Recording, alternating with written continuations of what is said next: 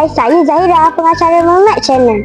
Pada hari ini, sekolah kami telah mengadakan program Jom Baca Buku bersama anak Muslim. Jom kita saksikan apa yang menarik pada hari ini.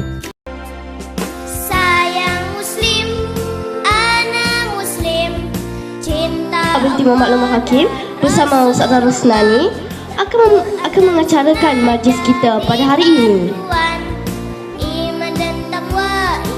Dan kami meneruskan urusan kehidupan pada hari ini dan pada hari-hari mendatang. Ya Allah, kami memohon redha-Mu agar Sayang Muslim, anak Muslim, sayang Muslim. Telah dipilih oleh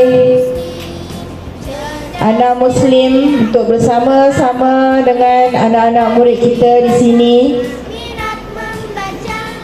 Jadi anak Muslim ni memang dah terkenal. Dan kalau adik-adik nak tahu juga, sebahagian daripada buku-buku tersebut ditulis oleh penulis cilik.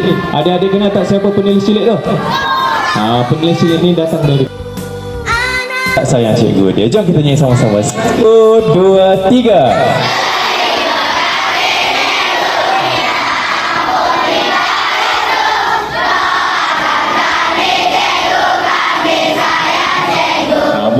Cuma melawak ni.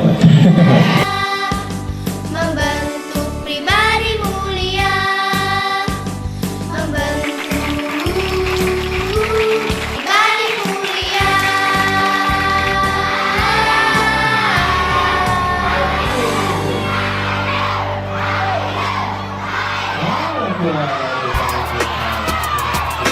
Tiada Tuhan yang disembah melainkannya Allah yang Esa. Nabi Muhammad Rasulnya yang diutuskan kepada semua. Aku berbangga dengan Islam agamaku dan ku bersyukur dilahirkan di dalamnya. Aku memohon petunjuk dan hidayah-Mu, bimbinglah daku menuju ke syurga.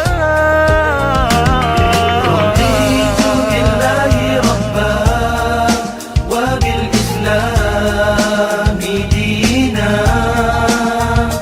wa bi Muhammad nabiyya wa rasulah ana muslim.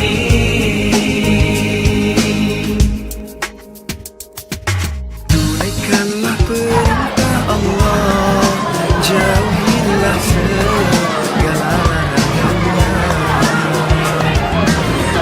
Sekian laporan daripada saya. Bye. Kepada Tuhannya dan jua agama.